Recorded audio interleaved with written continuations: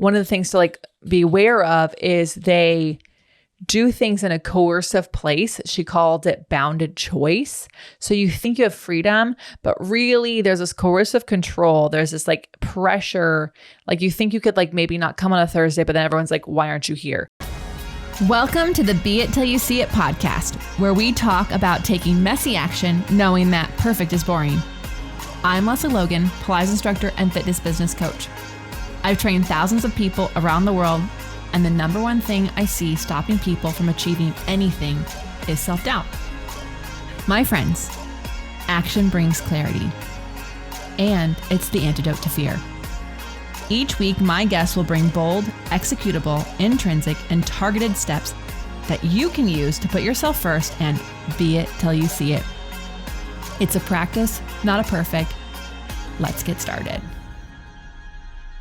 Oh, and stick around to the very end because we got some outtakes. That's been happening. There's always outtakes, and the team does collect them for bloopers on the YouTube, but we're adding them into the end of the pod because you know what? You need to know that we are not perfect. You're not perfect. And we're perfect, enjoying the process. And we are enjoying that. So have a good laugh on our behalf. Love you. Welcome back to the Be It Till You See It interview recap, where my co-host in life, Brad, and I are going to talk about the illuminate. The what? Leave it in. The illuminative. I saw that and I was like, this is not going to go well. Illuminative. Illuminative? Yeah. Illuminative. You're going to put that before her name? Yeah. Although I had with Daniela Mastanyek-Young in our last episode. If you haven't yet listened to that interview, feel free to pause this now. Go back and listen to that one. Like, I know I say this every week, but fucking go listen to that one. Oh, it's a great episode. She is amazing. And since then, she has been quoted in the, it was the Washington Post or the Wall Street Journal. Either one is still like badass, like not just like one quote, like they did a whole profile on her because of because of the expertise she has in this topic. And so anyways, we're going to get a little culty here. We're going to get unculty is what we're going to do in this episode. So congratulations.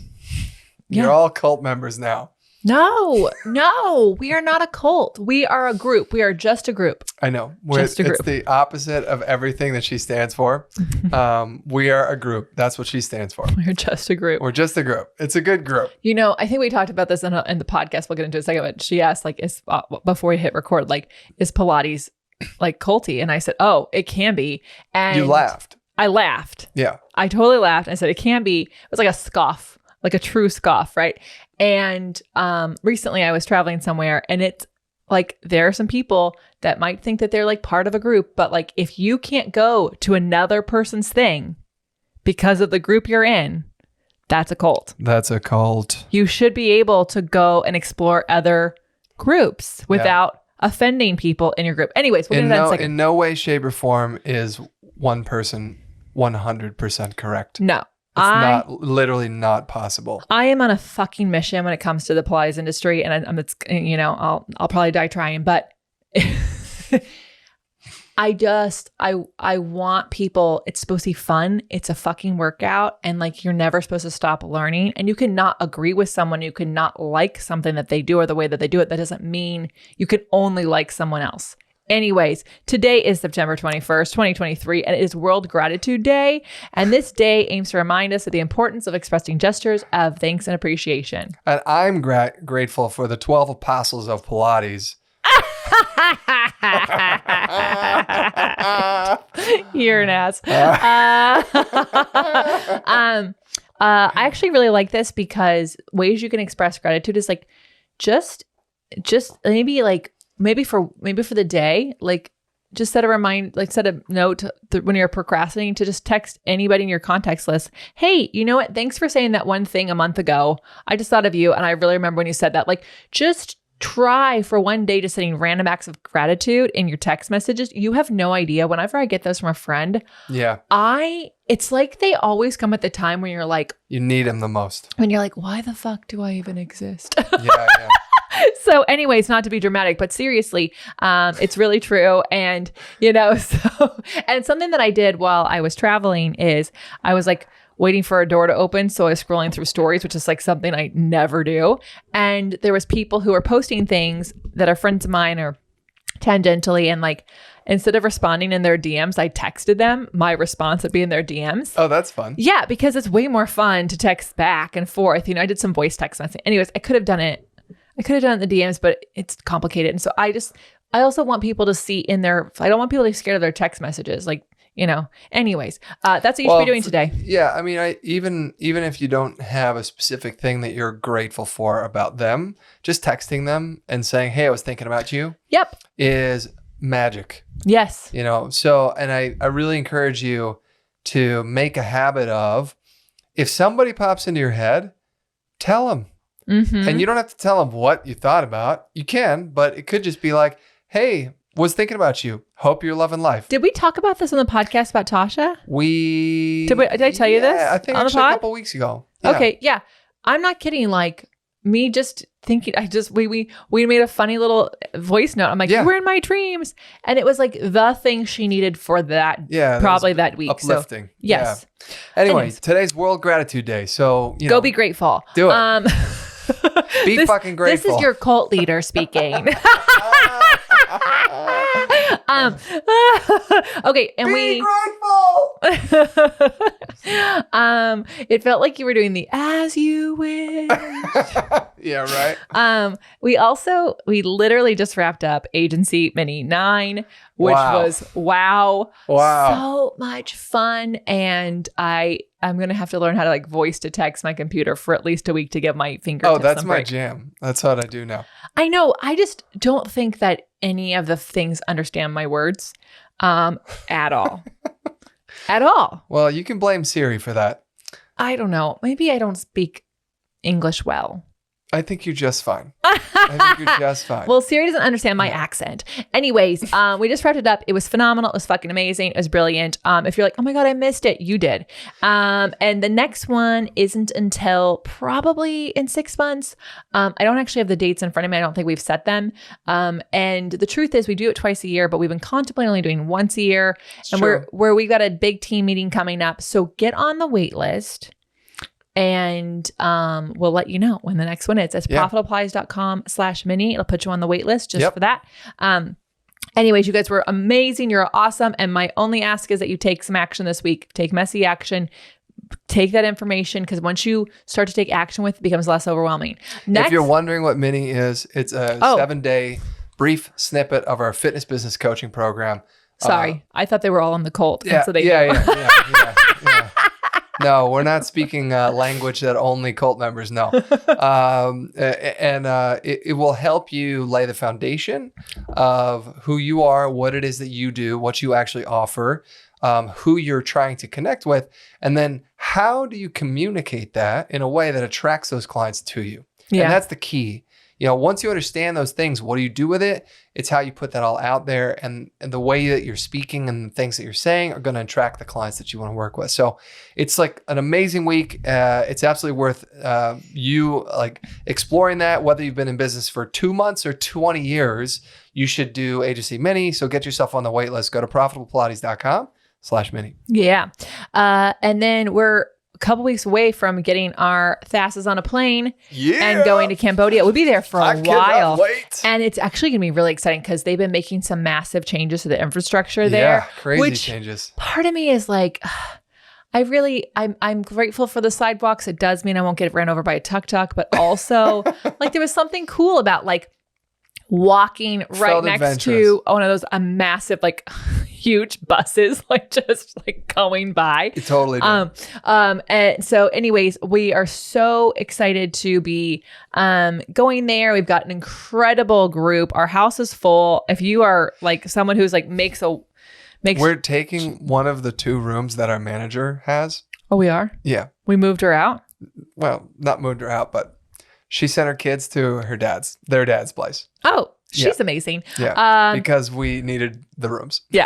Well, that's so cool. So anyways, we'll be there for a few weeks. And if you are wanting to go on the next one, because the reality is that unless you really love flying by the seat of your pants and booking a trip across the world in 2 weeks, or maybe you live in Thailand, you want to come, if you can go to leslielogan.co/retreat. Very easy to come from Singapore, PS. Yeah, PS. And also like Singapore, India, it's all very quick. Yeah, it's all very, very quick. You can also come from any other place in the world. It's just a little longer. And then November, I'll be in Chicago with Erica Quest. So we've got some workshops going on over there. And stay tuned on the Instagrams for that. Yeah, or our email list. So, you can do that too. You can do that. Go to opc.me/email. Oh, perfect. Do that. And then on December, we'll be back on our winter tour. We're actually in meetings as this episode drops on what that tour is going to look like and cities and all that. So we should have those details out, and they will be, of course, announced here, but mostly if you're on the email. Yeah, but it's actually opc.me/emails. Oh. I got that wrong. It's plural. The team will get it. Okay, yeah. We want to get all into Daniela, but first we have an audience question. We do. We have a question.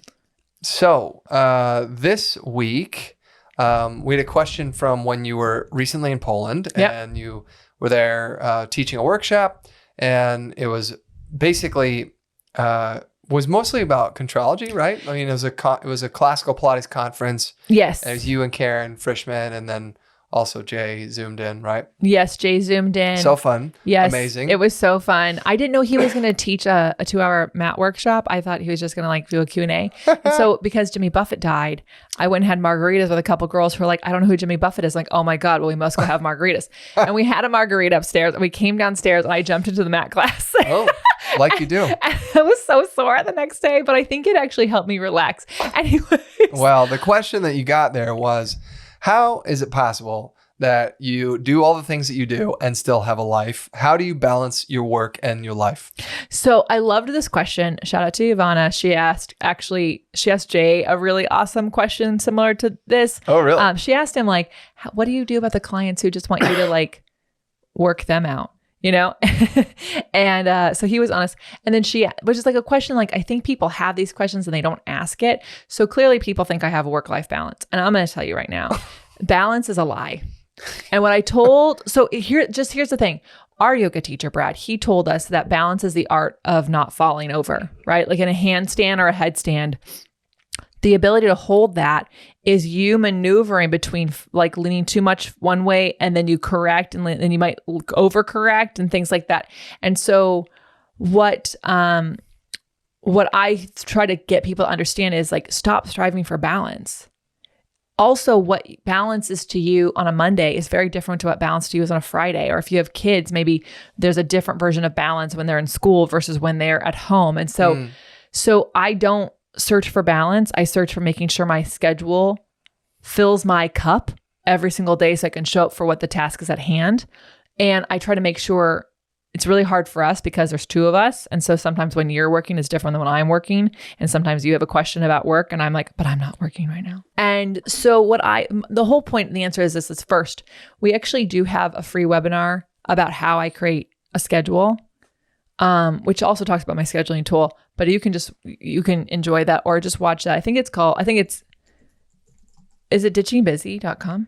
Yeah, I was just looking that up. I think it's almost positive that's what it is. Yeah. So ditchingbusy.com, it's a free webinar. It's all my business stuff, but like it explains how I create a schedule. Ditchingbusy.com. So it's free. Go enjoy. It's how I create a schedule. Yeah. It's also something I teach in Agency Mini, but what every morning has in it are the things that help me fill my cup so I can show up for the rest of the day.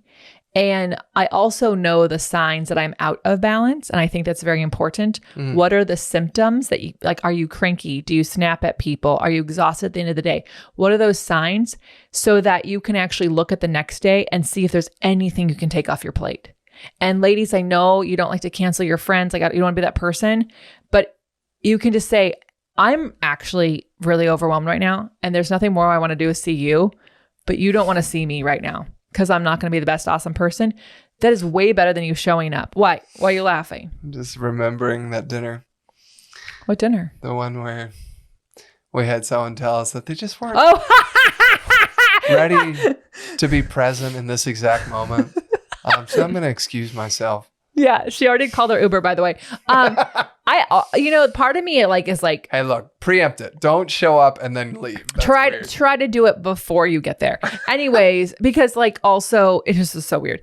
But the reality is the more you get to know yourself and the more you acknowledge, when you just say I am not in balance right now. I am out of balance. That can take a whole load off, and then ask yourself, what happened to get you here? Are you maybe when we have a launch going on, you think Agency Mini is balance? No. Here's what we do though, so we can show up. We have our morning routines are on point.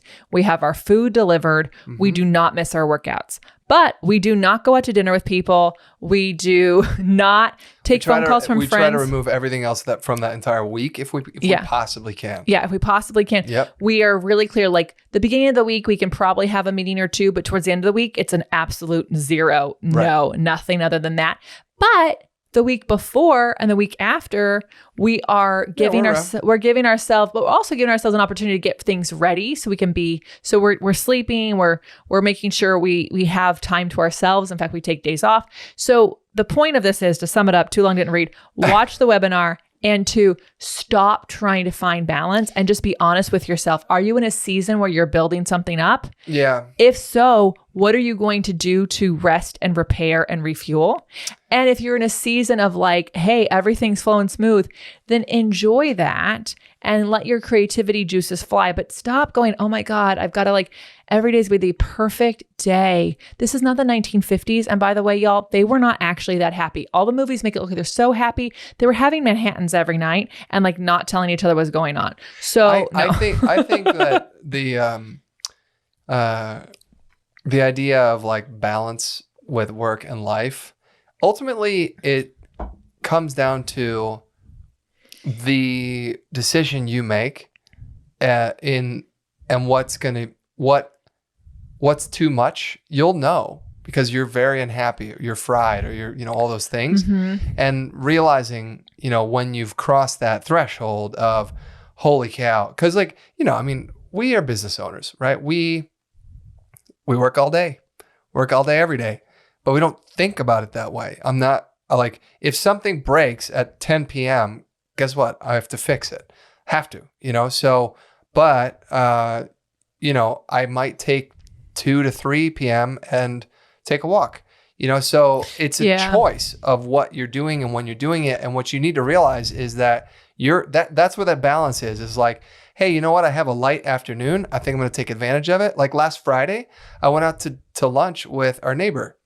And I haven't seen him in 6 months. So it's weird that we live next to each other and we never get the chance to go out. But I didn't have any meetings booked, which is abnormal. And I was like, let's take advantage of this and actually take the afternoon. And we went and we just hung out. Yeah. Right. And so sometimes that happens, and other times I have to work during the afternoon. That's okay. Yeah. And then just a quick tip, if you are someone who's an overscheduler, you see an empty space in your calendar and you're like, yes, I can fit that in. Then you need to block in schedule actual rest breaks. Yeah. You also cannot do everything. I had to put lunch directly into my schedule. Yeah. That's actually. If I don't remember if I don't have lunch in my schedule, I forget to eat. I think we did that 2 years ago. Yeah. And it was one of the best things that ever happened to either one of us, because nobody books calls. Anyways, there's just different hacks you have to do. And then also, just because the people around you are hustling like crazy doesn't mean that your hustle is something different. That reminds me, and we'll end it on this. Kareen, episode 53. Come on. Was it 53? We're going to find out. She said, might have been 23, but I feel like it's 53. I feel like she wasn't as early as everyone else, my friends, but she said. All right. You were definitely off the mark. 27. 27. Well, the 23, she was early. My second guess. Episode 27, Kareen Walsh. Kareen Walsh. She said, don't let your hustle become a hassle. And I think that's right. When she said that, that's kind of like a thing. If I feel really I'm working really hard, if it starts to feel like a hassle, oh my God, then I go, okay, what's going on here? Yeah. When did I say yes to these things? I think, ladies, we try to do everything all that someone I just followed posted something because I don't know which magazine put Paris Hilton on the cover, and they're like, look, she's rockin' being a mom and a full-time business owner, and she's got all the things figured out. And I was like, What the fuck? When are we going to stop telling ladies that that's possible? No fucking way. Paris Hilton has it all figured out. No offense, Paris. You're awesome. But you have nannies. You have housekeepers. You have chefs. You have cooks. You have someone organizing your sets. The way they wrote the title was as if Paris Hilton is like doing it all. And she can because she has a team. So if you are solo, you cannot do it all. You can only do what is possible in the amount of time you have. And the more you take care of yourself, the more you can get things done. Period. Okay, now. Let's move on. Send your questions in to the pod if you have them. Yeah, ask those questions. We love them. Okay, now let's talk about Daniela Mastanek-Young, a former intelligence officer, renowned scholar on cults, and the compelling voice behind the memoir Uncultured. Her life journey from the confines of a religious sex cult to the front lines of the U.S. Army is a testament to resilience and the power of transformation. She's a badass. She's a badass. She is an intelligence officer in the military. Yeah, in her like mid to late 20s. Yes. Yeah. Yes. And that's, by the way, also... Who was in the field? In the field. She was one of the first women allowed in field. And also she ran a virtual Boston Marathon and she won for the military. And like, yes. Really? And yes. And How do you do that? And she met Obama. She was one of the few officers like invited. Yeah. Oh no. No way. Yeah. You got to listen to the book. You got to do it. We have this is, by the way, this is badass. Like, you know, fucking amazing human being. I found her on a cult show I listened to and I DM'd her and she was like, yeah, sounds so fun. And she I was just like, oh my God, I'm getting Daniela on the show. She's so great. Anyways, she's just really honest and also she did all of that without having a formal education. You guys, she didn't go to school until high school. So like, really? Yeah. The children the children of God don't teach them how to read anything. Yeah. Party time. Anyways, okay, you got to read the book. Warning, it is difficult. There, like, if you there's a trigger on like the sex abuse that is in there, but it's also so important that we actually know what these places are doing because you got to know the signs, guys. You got to know the signs. So go read the book. Okay, I loved so many things, but she gave advice on what a cult disguise could look like. And of course, she said, nobody joins a cult. And that's true. Like, yeah, that I found really interesting, you know, that you don't realize that it is what it is. Well, everyone will say, I would never join a cult. Right. And it's like, okay. Well, me neither. Yeah, me neither. And of course not. But like in LA, there's so many cults. There are so many cults. Oh my God. There's so many cults. It's like, yeah. I'm pretty sure there's an Erewhon cult. Shut up. I mean, maybe there's a small one that I don't know who's leading it, but I will say like there were some, first of all, NXIVM was notorious for doing their workshops in LA. Sure. There was Landmark that everyone and their mother was like trying to get you to come to their graduation, which is, by the way, was a cult. Sorry, don't sue me. But like there's so many in LA, obviously Scientology being the biggest one. Right. Every time we drove by that church, I was just like, oh my God, can they see us? Do they have our license plate number? Drive fast. But anyway, she said no one joins a cult. They join a group that is doing something that is feeding their soul. And even there was like yoga classes that were so cultish. Sorry, I gotta hop in here. I just found a Yelp listing for the top 10 best religious cults near Los Angeles, California. Oh my God. Oh my God. Is one in Topanga? No, I mean, but it's funny. They're like, it's a lot of churches. Yeah. But people join a place that feeds their soul. They join things that are doing like this. They join things that are like making an impact on the world that aligns with your values. And so she actually said that people listening to this podcast are likely to be people who could end up joining a cult because you are seekers. You're seekers of information. That's right. And so, so they give you these big missions, and of course you want to be part of it. Now there are just groups. I like to think that we are just a group. But she said like there are some red flags that you should look into, especially in the recruiting thing. So we'll get into that in a second. But like one of the things to like be aware of is they do things in a coercive place. She called it bounded choice. So you think you have you think you have freedom, but really there's this coercive control. There's this like pressure.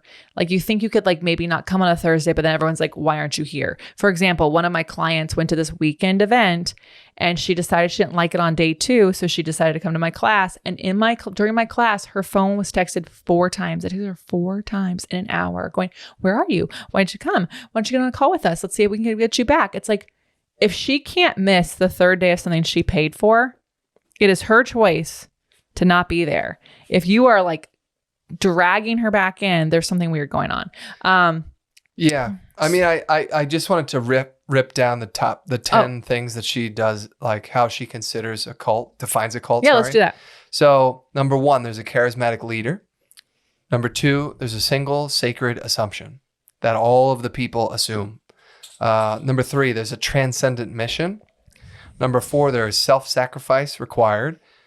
5, limiting access to the outside world. 6, unique language, meaning like we were joking about at the beginning of this episode about agency mini. And if you don't know what that means, then you're not in the cult, right? Like that's the unique language. Then the next is an us versus them mentality. Then exploitation of the members, high exit cost. Maybe you lose your community, your friends, all that. You're ostracized. And then lastly, it eventually shifts into an ends justify the means mentality. Oh yeah. So here's what's interesting. While I was in Poland, one of the people I was talking to, they had stopped working with one of the groups, I won't name it, in the Pilates world because they had this like summit where they brought in all of their teachers and they said, well, these things are the things that you can teach, but if you want to teach these things, you have to be part of the inner circle because we have to trust you. There's a fucking inner circle? She said, they fucking said inner circle. I'm like, oh, do they not know how to build a cult? You're not supposed to actually say that. That's the quiet part. You don't say out loud. But I joke. But seriously, like that, and someone else we coach was like, I want to do this thing, but like, it's not clear if I can do this thing. And there have been people who've done this thing and they've been kicked out. And there's other people who didn't do this thing and they didn't get kicked out. And the particular thing that she was doing. The reality of kicked out, that's one of the problems. Right. I mean, it's a problem. And I said to her, you're in a cult. Now, it might not feel like one, but the fact that you can't provide this thing that is in no way a threat to them, and in fact, all it's doing is propelling the mission that should be theirs forward, that scares me for you. Yeah. And the fact that you're worried that you could be excommunicated, is that the right word? Yeah, basically. Yeah. That makes me nervous. That's not okay. But yes, excommunicated. Well, so some people say Pilates is their religion. But at any rate, like it shouldn't, if you have those fears, that could be your own family, by the way. Like if there are things you can't say or do or be in your own family because fear of like them not speaking to you, that's a little bit culty. Yeah. I mean, we were just in England and we were with one of our members who married someone from India. Oh, yeah. And she is from England and she's not the same religion. Oh, she's Australian. Oh, sorry. She's Australian, living in England, but she's not the same religion. And his family cut them out. Yeah. That's fucking cult. Yeah. So, and you're probably wondering, how's this be it till you see it? Because you are a seeker. And I want to make sure you're armed with the right information so that as you're being it till you see it and as you're getting information out there, you don't end up accidentally in a group that is using you. Yeah. Using your amazingness. And we'll talk more about that in the next week's episode because that guest on narcissism, amazing. Anyways, I can keep going, but you should tell us what you loved. Yeah. So I thought this was interesting in that she had a couple of examples of cult leaders that you would know that I don't remember their names, but she said... I know them all. Yeah, I know you know them all. If people are self-proclaiming that they're a guru, be cautious, be aware of this, because they, when someone puts themselves up on this high pedestal, and then tells you, I am the authority, or I am the guru of the thing. I have all the answers here. I'm the one who knows. I'm the closest to, right. Yeah. Yeah. She said, actually, in fact, coaching can become this. Teachers can become this. Anybody that you put in a place of authority, it is, she was talking about like, you could be doing everything right, and then like somehow it shifts and suddenly it like becomes a cult and not like a group, right? So the reality is that if they are out there telling you that they're the only authority, that they're the only one, or that they know what's right and they're the only one that can help you, like all major warning signs, right? That you've got somebody who, is totally a narcissist, which we are going to talk about on our next episode, and they are effectively trying to manipulate you. Yeah. Whether they realize they're doing it or not, they're doing it, right? Whether you realize they're doing it or not. Hopefully you can identify that they're doing it. I think it was after we ended the podcast, I was talking about how like, you do sales calls with people and we're very clear with people, like this might not be the right group for you. And it's not because we don't want to help you, but if we're not the right person, like I joked on the podcast before, like I'm not a taco. Not everyone's going to like me. Sure. That's okay. Because like there is someone out there who can lead you in all the different things that we do. If I'm not the right one or it's not the right time. And it's important that people know that. And I think like, I just think it's a little, I know that like when you're lost, you just want answers. Yeah. But you have to also remember like you have everything you need inside you, and really just surrounding yourself with people who want to support and guide versus be the hero. Key. That's key. Someone who's going to guide you from this point to that point. And that doesn't mean once you get to the next point that they're still your guide. You might pick up a different guide along the way. Yeah.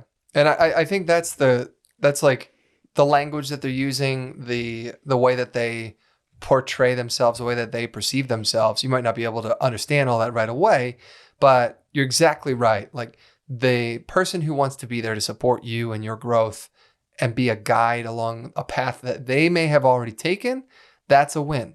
But a person who is like, oh, I can show you how. I'm the only person that has been where you are. I know how this works. You need to listen to me. That's a problem. Mm-hmm. So she actually, like one of the things I was talking about, the 10 things and the 10 definitions, like how she defines a cult. And she said the second one, which I thought was really interesting, is a single sacred assumption. So all the people in the group have this single sacred assumption, and you better not say the other way, because then everyone's going to be like, what are you saying? Right? The single sacred assumption. So she was talking about Nexium and Keith Raniere, and he told all of his Nexium people, I am the smartest man alive. Oh, yeah. And everyone fucking believed him. They just went along with it. So as a group, everyone was like, oh yeah, Keith, yeah, he's the smartest man alive. He's the smartest man alive. And it just was like inherently indoctrinating all these people with this weird decision that he's like, I'm the smartest man alive. So guess what? Everything he says, they're going to fucking do. Mm-hmm. Because why would you defy the smartest man alive? He's so smart. Right.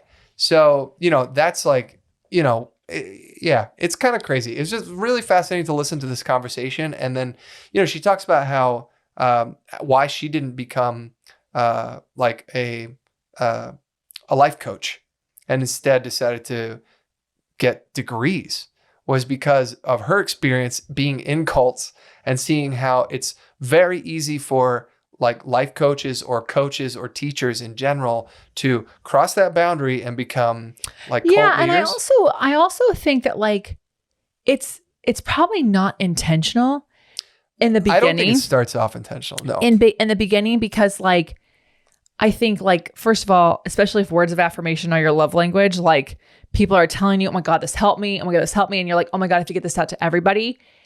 And then like you keep going. And then at some point you don't have anyone around you telling you like, no, like I'll have these ideas and you guys are very quick to go, I love that idea. Not for now. Or actually like, if we do that, we do this. And not to say that I'm going to become a cult leader, but like, it's important to have people around you who will like challenge you on your ideas. It doesn't mean I won't fight for them, but it also keeps me from like just continuing to go as if I'm the only person who knows what the fuck is the right thing to do. Yeah. And then bringing other people along with me. Yeah. And so I don't think people are born going, I'm be a cult leader, but they can go that way because unless you watch the Umbrella Academy. But yes, no. I didn't. Oh, really? I've not watched that. You didn't. It's okay. The Umbrella Academy is a sci-fi show where one of the characters inadvertently becomes a cult leader, and he's like, "I love that I'm a cult leader. This is the most amazing thing."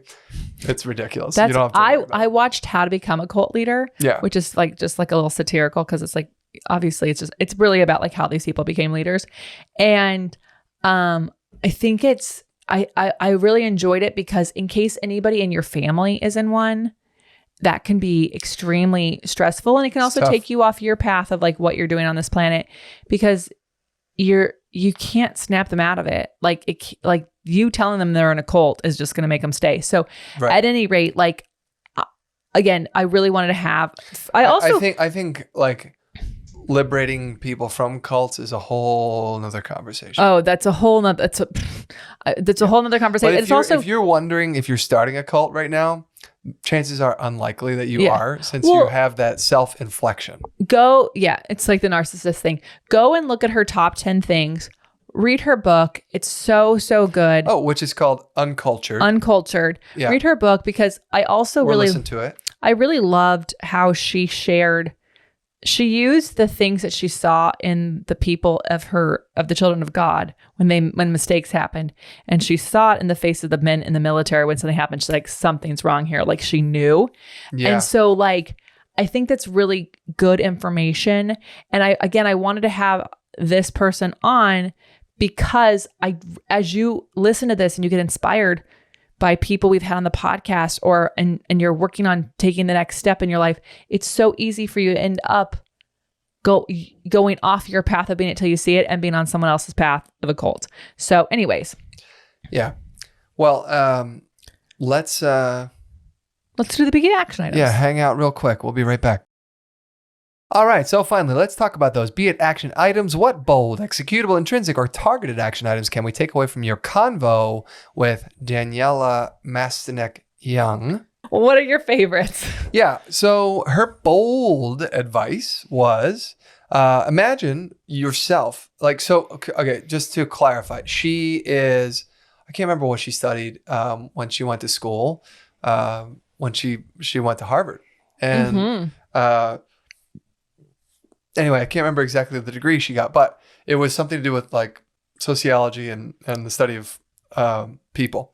And she said, imagine yourself when you're 80 and ask, how do you start to backwards plan your life so that you can get to that place? Mm-hmm. And, this is like old school advice. I heard about this when I was younger, but it's something that you kind of forget about. Yeah. And I like bringing it back and like looking at it and saying, well, what does 80 look like for me? Do you want to be surrounded with like 8,000 grandchildren? Do you want to be on a sailboat sailing around the world? Do you want to be retired in Asia? Do you want to, I don't know, whatever. Like my parents' version of this would, and this is me guessing, but my dad has always loved the ocean and my mom loves it too. And so they've always wanted to be at a house near the water, and they've been planning for it almost their whole life. Like literally it took them like almost 20 years to get a house near the water. They got a house 20 years ago that was 2 miles from the water. And 15 years later or 16 years later, they finally were like, this isn't close enough. And the whole time they were there, they were shopping for the right house, right? So they were thinking about these things decades ago, right? And so what do they need to do in order to retire near the ocean? Yeah. They clearly have to have a place to live. So they worked backwards from this ultimate dream that they had, this vision that they had of themselves when they were retired. And like it continues, right? Like my mom got she had this idea where they got this house that about 3 or 4 years ago now. And it was not in great shape, but my parents love projects like this. They do. And your sister picked up another project. It's in the blood. Oh, geez. Yeah. Well, my mom's mom is now in her mid to late 80s. And, there may come a point where she needs like in-home care. And so my mom thought, well, what if we took this house that we want to retire in and we created like a first floor plan where we could have like a guest house on the same level as the primary plan of the floor, so that, if you're 89, you're not going up and down stairs basically, right? And so they've been already thinking ahead, planning, maybe we could support, grandma. Mm-hmm. And then someday that might support them in that same house, right? Yeah. So they're just, thinking ahead, working backwards from this ultimate vision that you have for yourself. And this takes inflection, time to sit down and actually think through it. Do you want to know what's cool about this also, bold advice? Tell me. The way fitness works is like, if you want to be able to pick up your grandkids at 80, you have to be training your body for that now. Yeah. And at like the age of 8. So, you might have already missed the boat. You did. No, I'm kidding. But like seriously, because I think I started around 32. Yeah. So, but you have, like, if you picture yourself in your old age, like if you do want to go up the stairs, if you want to like have your beautiful house, like beautiful master bedroom suite with a balcony, whatever, then you have to be able to go up the stairs at 40 without even thinking about it. Yeah. And maybe you have to go up 50 flights of stairs so that like as we age, like things like decline. But it's really incredible because I have seen people in this, age is really just a number, because like I've seen people at 80 who can do things that like, you're like, whoa, that's phenomenal. Like there's a 63-year-old woman who was like doing this like crazy deadlift that like 200 pounds, she 250 pounds, 200 pounds. I saw there was another woman who was deadlifting as much as you and my dad was. And I was like, crazy. Okay, I need to step it up if I want to be, because I'm 40. She's 23. So like 23 years older than me. I better get going if I want to be able to do that at 63. Anyways, I love that advice. Okay. Yeah. Well, so if you're stuck and trying to figure out what life could look like for you at 80, Daniela's advice was go through all your senses. Yeah, this is okay. Great. Focus on your senses. What are you seeing? What are you hearing? What are you smelling, tasting, feeling? What is that? What is happening around you? And then how can you plan your life backwards from there? She said that we only have one life to live. We all know this. But she asked, what do you want out of it? Mm-hmm. And, I don't know. I think it's funny. Like we have these ambitions and these goals and these things, but like, do we actually sit down and say, what do I want out of life? You know? So do that. Do that. Okay. All right. What about you? Well, after that, I don't know, but I actually really love this. She said, in relation to like bold advice, like getting advice from others, she said, listen to all of it. And I was like, okay. Like when she said that, I'm not going to lie, and I was like, should you though? Like, cause should you though what? Listen to all the advice. Listen to all the advice. Yeah. Like getting advice, getting advice from others. She said, listen to all of it. And I was like, ooh, I disagree on this. But then she said, however, if it's negative advice, only listen to the people who've done what you're trying to do. Which is like, drop that fucking microphone. That is humongous. Like that was such a light bulb moment for me when she said that. I was like, oh my God, how come I've never thought about that before? Right. Like, we talk, like we have people who want to do on-demand memberships. And since we do them, I say, hello, I think it's a great idea. It can absolutely reach those needs. Here are some things you need to keep in mind. And it's not to deter, but it's to actually like, if I could do it all over again, knowing those things, what would I have done differently? And because no one's going to get it right the first time, you can learn from that. Yeah. And so anyways, I thought that was really, really, really great. And well, I think, so here's a good example. Well, she had a great example of her own life. Oh, go ahead. So, but I share it. Do it. So she wanted to write a book. And she wanted to write it like the book Educated inspired her. And she's like, oh, I want to write that. And there's all these naysayers. Which can't do it. Which is an epic book about cults, P.S. It's Educated. It's less about cults and more, it's more about not educating. It's a story of a woman's experience where she grew up in what she didn't know was a cult. It's a cult of her family. Yeah. Yeah. It was a family cult. So, and it's about like people who are living in rural areas who are not educated, you know? So anyway, she wanted to write that book. And people were like, you can't do that. That's not going to work. Well, no, they said that there's no way you can beat Educated. Educated was such a box office hit as far as books go. Don't even bother trying. Yeah. But 4 years later, she actually did it.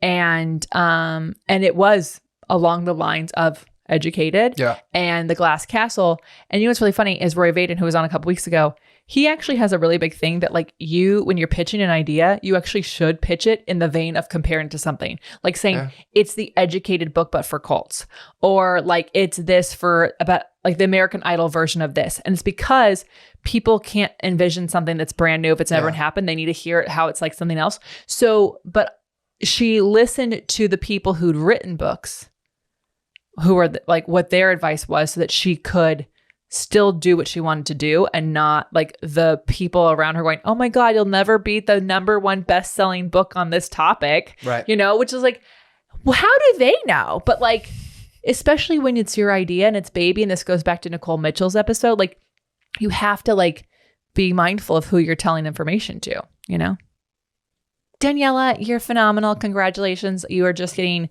started really on this incredible journey and the impact you're going to make on this planet. Yeah. Not as a cult leader, but as a guide on like how to make sure that we show up as boldly as we can and have the effects we want to have on this planet, but without getting involved with a cult. I'm Lesley Logan. And I'm Brad Crowell. Thank you so much for listening. Make sure you listen to our interview recaps, our FYFs, and how are you going to use this in your life? Who are you going to send it to? We want to know. So tag Daniela, tag the Beit Pod. And by the way, if you don't watch the pod on YouTube, this one is got multiple things going on because shout out to Daniela who can knit without even looking down.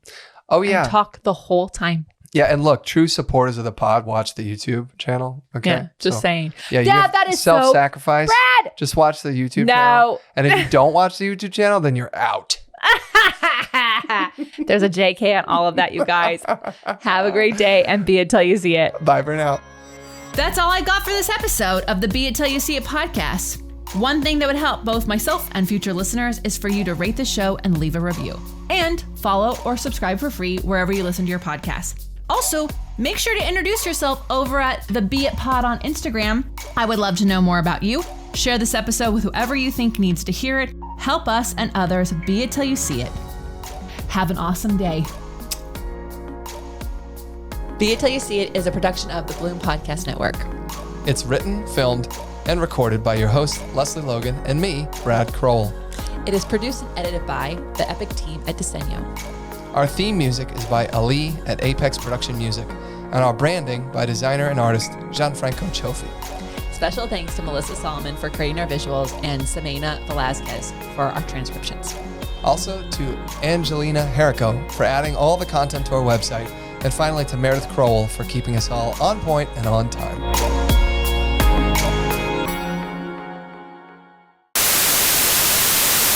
What bold, executable, intrinsic, or targeted action items can we take away from your convo with Daniela Mastinek-Young? You're so good at it. You're so good at saying it. Her name? Yes. Oh, I listened to her say it 3 times so I could make sure I got it. Here's the thing, you guys. I ask everyone how to say their name before I hit record. Yeah, every time. And I swear to God, I mess it up every time I say it.